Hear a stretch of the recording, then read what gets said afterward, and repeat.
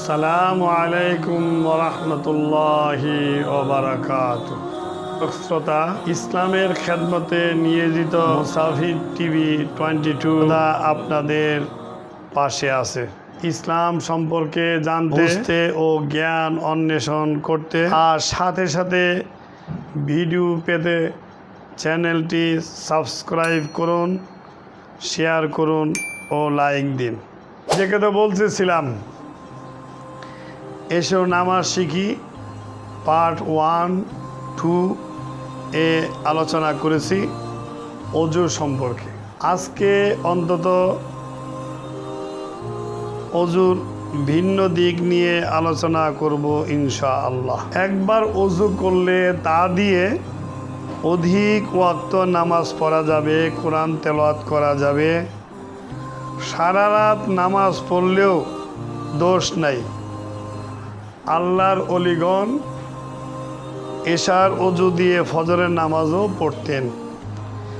তাই আমাদের জানা উচিত কি কি কারণে অজু ভঙ্গ হয় এবং তখন অজু পুনরায় নতুন করতে হয়। সুপ্রিয় দর্শক শ্রোতা, আমরা এখন জেনে নেই অজু ভঙ্গের কারণ 7টি। 1 নম্বর, পায়খানা বা পেশাবে রাস্তা দিয়ে কোনো কিছু বাইর হওয়া। পায়খানা পেশাবের রাস্তা দিয়ে কোনো কিছু বাহির হইলেই আমাদের অজু ভঙ্গ হয়ে যাবে। পায়খানা রাস্তা দিয়ে পায়খানাও বাইরে দিতে পারে, পানিও বাইরে দিতে পারে, রক্তও বাইরে দিতে পারে, অজু নষ্ট হয়ে যাবে। পেশাবের রাস্তা দিয়ে পানিও বাইরে দিতে পারে, রক্তও বাইরে দিতে পারে, পুজও বাইরে দিতে পারে, বাতাসও বাইরে দিতে পারে। এরকম আমাদের তাহলে অজু ভঙ্গ হয়ে যাবে। 2 নম্বর কারণ, মুখ বরিয়া বমি হওয়া। অনেক সময় আকস্মিকভাবে বমি হয়, যে বমি কন্ট্রোল করা যায় না। অজু করে আসছে, বেশ ভালো কথা, নামাজের প্রস্তুতি নিচ্ছে, কিন্তু হঠাৎ করেই আমার মুখ বরিয়া বমি আসলো, আমি রাখতে পারলাম না। সামান্য একটু পানির পিস্কির মতো যদি একটু পানি আসে, বমির মতো, বমি না, একটু পানি আসলো, এত অজু নষ্ট হবে না। 3 নম্বর, থুতুর সঙ্গে রক্তের ভাগ সমান বা বেশি হওয়া। আমি থুতু ফালাইলাম, হঠাৎ করে দেখলাম যে দাঁত দিয়ে রক্ত পড়তেছে। রক্তটা যদি একটু কম থাকে তাহলে অজু থাকবে। আর যদি দেখা যায় যে থুতুর সাথে যে পানির ভাগ, এর মধ্যে রক্তের ভাগই বেশি, পানি কম, এমত অবস্থায় আমার অজু ভঙ্গ হয়ে যাবে। চিত বা কায়ত হয়ে হেলান দিয়ে ঘুম যাওয়া, বিশেষ করে জুম্মার নামাজে কিংবা এরকম রোজার সময় এরকম ঘটনা ঘটে। কারণ জুম্মার নামাজে অনেকে আছে, জুম্মার নামাজে যেয়ে ইমাম সাহেব বয়ান করতেছে, সুন্দর খাম খোটা এরকম পিলারের মধ্যে, ওয়ালের মধ্যে হেলান দিয়ে সে ডাঁটছে, ঘুমাইতেছে। পরে নামাজ শুরু হইল, সে নামাজ পড়তেছে। আসলে তার অজু গেছে, কারণ সে হেলান দিয়ে ঘুমাইছে। অগত যদি তার ঝিমানি আসে, তো হেলান ছাড়া সে এরকম ঝিমাবে, তাহলে অজু যাবে না। এই জন্য পেয়ারে হাজরিন, চিত বা কায়ত হইয়া হেলান দিয়ে ঘুম যাওয়া। শরীরে ক্ষতস্থান হইতে, শরীরে বিভিন্ন জায়গায় কাটে, অনেক সময় এটা ইনফেকশন হয়, পাকে পুজ বাইরায়। শরীরে ক্ষতস্থান হইতে রক্ত, পুজ বা পানি বাইর হইয়া গড়াইয়া পড়া। সেটা যদি গড়াইয়া এরকম 1 ইঞ্চি 2 ইঞ্চি সে লাইন ধরে পড়ার জন্য, তাইলে তার অজু যাবে না। আর সামান্য একটু বাইরে এলো, এতে কোনো অজু যাবে না। এই জন্য শরীরের ক্ষতস্থান হইতে রক্তও বাইরে দিতে পারে, পুজও বাইরে দিতে পারে, পানিও বাইরে দিতে পারে। অনেকে পানি গোটা হয়, বাইরে দিতে পারে। এমন হইতে পারে 10-20টা পানির গোটা যদি সে গালায়, এটা পরিমাণ যদি বেশি হয় তাহলে অজু যাবে না। এই জন্য পেয়ারে হাজিরিন, আমাদের উচিত অজু করার পরে অহেতুক শরীরে খুঁটাখাটি না করা, চুলকানি না করা, হয়তো পিকও বাইরে দিতে পারে। পাগল মাতাল ও অচেতন হইলে অজু করার পরে যদি সে পাগল হয়ে যায় অথবা সেন্সলেস হয়, মাতাল হয়, তাহলে অজু যাবে গা। 7 নম্বর কারণ, নামাজে উচ্চ স্বরে হাসিলে। যদি কেউ নামাজে হঠাৎ করে খিলখিলে হাসা দিল, উচ্চ আওয়াজ শোনা গেল, তাহলে অজু যাবে গা। উল্লিখিত কারণগুলো ঘটলে অজু পুনরায় করতে হয়, নচেত নামাজ পড়া যাবে না, কোরআন স্পর্শ করা যাবে না। যারা বলেন অজু ছাড়া কোরআন স্পর্শ করা যাবে, এটা ভুল। তাদের যুক্তি হলো পবিত্রতা ছাড়া কোরআন ধরা যাবে না। ওহা ছিল লৌহে মাহফুজের কোরআন। ভাইয়ের আমার, লৌহে মাহফুজে সংরক্ষিত কোরআন তো সম্পূর্ণ পুস্তক আকারে নাজিল হয়নি, ইত্যাদি। আমাদের আলোচনায় বাদ পড়েছে, এসো নামাজ শিখি পার্ট 1 এবং 2-তে বাদ পড়েছে গোসলের সম্পর্কে। আসুন জেনে নেই গোসল কখন ফরজ হয়। আমাদের জানা দরকার, মুসলমান হিসাবে আমাদের জেনে থাকা দরকার। ঘুমন্ত অবস্থায় অথবা জাগ্রত অবস্থায়, ইচ্ছায় কিংবা অনিচ্ছায় পেশাবের রাস্তা দিয়ে ঘন পানি বের হলে গোসল ফরজ হয়। অবশ্য পাতলা পানি কিংবা পিচ্ছিল পদার্থ বের হলে অজু ছুটে যায়। পবিত্র হওয়ার পদ্ধতি: 1 নম্বর, গড়গড়ার সাথে কুলি করা, নাকের ভিতর নরম জায়গায় পানি পৌঁছানো। 3 নম্বর, সমস্ত শরীর ভালোভাবে ধৌত করা। সতর্কতা: কোনো নাপাকি শরীরে কিংবা কাপড়ে লাগলে উহা প্রথমে পরিষ্কার করতে হবে। রোজা চলাকালীন ফরজ গোসল করলে গড়গড়ার সাথে কুলি করা যাবে না ও নাকের ভিতর পানি দেওয়া যাবে না। অনেক সময় আছে অজু কিংবা গোসল করার মতো পানি পাওয়া যায় না। এমত অবস্থায় তায়াম্মুম করে পবিত্রতা হাসিল করতে হয়। আসুন জেনে নেই তায়াম্মুম কাকে বলে, কখন করতে হয় ইত্যাদি। তায়াম্মুমের বস্তু: মাটি, পাথর ও কাঠ। তায়াম্মুম কখন করতে হয়? 1 নম্বর, অজুর পানি মাইল পরিমাণ দূর হওয়া।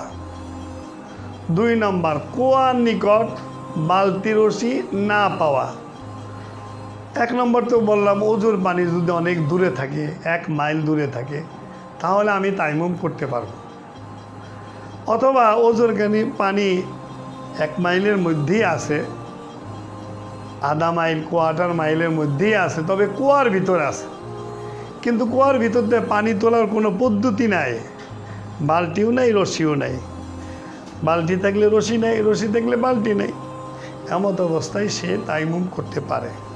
3 নম্বর, অজুতে রোগ বৃদ্ধি পাওয়া। অজুর পানি দ্বারা যদি আমি অজু করি তাহলে আমার রোগ বাড়ার সম্ভাবনা থাকে, এমত অবস্থায় আমি তায়াম্মুম করতে পারবো। শত্রু কিংবা কোনো জন্তুর ভয় হওয়া। পানি আছে ঠিকই, ধারে কাছে আছে, কিন্তু ওখানে আমার শত্রু আছে, আঘাত করতে পারে। অথবা পানি আছে গহীন জঙ্গলের ভিতরে, সেখানে হিংস্র জন্তু আছে, আমি দেখতেছি ওই যে পানি দেখা যায়, কিন্তু হিংস্র জন্তু আক্রমণ করতে পারে। এমন অবস্থায় আমাকে তায়াম্মুম করার অনুমতি ইসলাম দিয়েছে। অজু করায় প্রাণহানির ভয় হওয়া। পানি তো আছে ঠিকই, কিন্তু ওই পানি যদি আমি অজু করে ফেলাই, সফরে আমি আসি, চলতে ফিরতে যদি আমার পানি পিয়ে আসা লাগে, খাওয়ার পানিটুকু আমি অজু করলে তো চলবো না। ইসলাম আমাকে এটা দেয় নাই, খাওয়ার পানি রাইখা দিতে বলছে। এই জন্য ওই অবস্থায় সে তায়াম্মুম করে নেবে। জুম্মা কিংবা ঈদের নামাজ ফৌত হওয়া। এমন জায়গায় পানি আছে, সে জায়গা থেকে সময়ও নাই, টাইম নাই, জুম্মার নামাজ আসন্ন, সবাই দাঁড়াইতেছে, আকামত হতে যাচ্ছে, এমত অবস্থায় আমি এরকম কি তাইমুম করার অনুমতি আছে। অবশ্য জুম্মার নামাজ না পড়লে জোহরের নামাজও পড়া যায়। তেমনই ঈদের নামাজ, হয়তো এমন এক জায়গায় গেছি, আমি মুসাফির মানুষ, উজু করার জায়গা পাই নাই, এখন তাড়াহুড়া করে আমি কীভাবে উজু করবো, পানিও নাই, এমত অবস্থায় আমি তাইমুম করে নেব। অজুর পানির পরিমাণ কম হওয়া, অজু পানি তো আছে ঠিকই, 1 শিশি পানি, আতরের শিশি অথবা হোমিওপ্যাথিক ওষুধের শিশি, এতটুকু পানি আছে, ওই পানিতে তো আমার উজু হবে না। এজন্য অজুর পানির পরিমাণ যদি কম থাকে তাহলে আমি তাইমুম করতে পারবো। পবিত্র পানি না পাওয়া, পানি তো আছে ঠিকই কিন্তু এই পানি পবিত্র না, দেখা যায় যে নর্দমার পানি, বাথরুমের পানি স্রোত যাইতেছে, চোখে দেখতেছি ময়লা ভাসতেছে, ওই পানির দ্বারা ওযু হবে না। অল্প পানি আছে, পাগারের মতো গর্তের মতো জায়গায়, ময়লা দুর্গন্ধ পানি। তাইমুমের ফরজ 3টি। 1 নম্বর নিয়ত করা, আমি নিয়ত করব আমি ওযুর পরিবর্তে তাইমুম করতেছি ইত্যাদি। 2 নম্বর সমস্ত মুখ একবার মাসে করা, আমি তাইমুমের বস্তুর মধ্যে হাত রাখবো, হাত রাখার পরে সমস্ত মুখ আমি এরকম একবার মাসে করে দেব। এর তো এই না যে মাটির মধ্যে হাত রাখলাম, মাটি হাতে ভরা জরুরি না। আল্লাহ তাআলা দেখে মানুষের দিল, মানুষের একিন। তো মাটির মধ্যে হাত রাখলাম, হাত রাখার পরে আমি মগজমণ্ডল মাসে করব। দুই হাতের কনুই সহ একবার মাসে করা, আমি 2 হাত রাখলাম, হাত রেখে বাম হাত দিয়ে এরকম একবার মাসে করব, এদিকে আবার এই সাইড দিয়ে এইটা মাসে করব, সম্পূর্ণ মাসে হয়ে গেল। আবার ডাইন হাত দিয়ে এরকম মাসে করব, আবার এই দিক দিয়ে মাসে করব, এরকম মাসে করা। তাহলে আমার তাইমুমের ফরজ হয়ে গেল।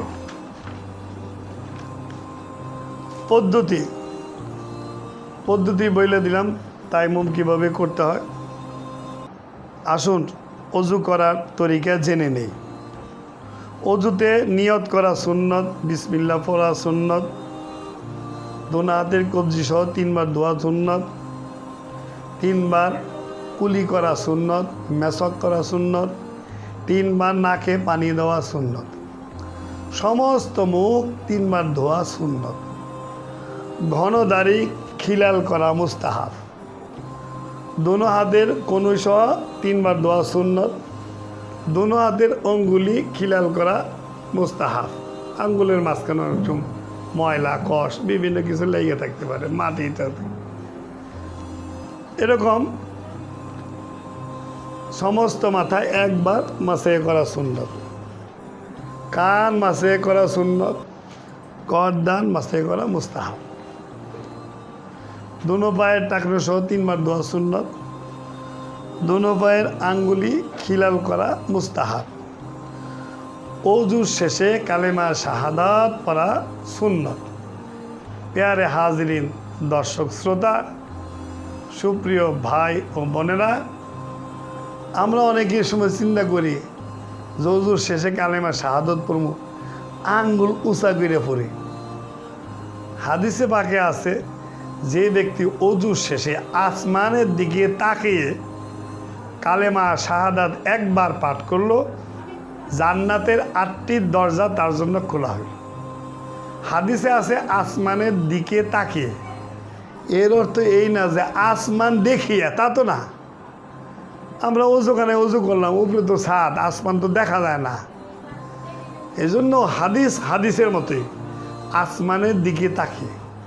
আবার কেউ একটু বাড়িয়া 1 আঙ্গুল উঁচা করে পড়ে, আঙ্গুলের উঁচা করার কোনো পদ্ধতি ইসলামে নাই। আবার যদি কেউ কয় যে এটা বেদাত, আরে ভাই একটা লোক আঙ্গুল উঁচা করতেই পারে, আঙ্গুল দিয়ে তো সে সেরেক করতেছে না, আঙ্গুল হঠাৎ করে উঁচা হয়ে গেছে বা মানুষের দেখতে পাই। এই জন্য ভাই কাউকে কোনো দোষারোপ করবো না, তাদেরকে বলবো যে ভাই আঙ্গুল না উঁচা করলেও চলে। এই জন্য সুপ্রিয় দর্শক শ্রোতা, আমরা যে সমস্ত আলোচনা করলাম আল্লাহ পাক আমাদেরকে এর উপর সহি আমল করার তৌফিক দান করুন। ওমা তৌফিক ইল্লা বিল্লাহ। আসসালামু আলাইকুম ওয়া রাহমাতুল্লাহ।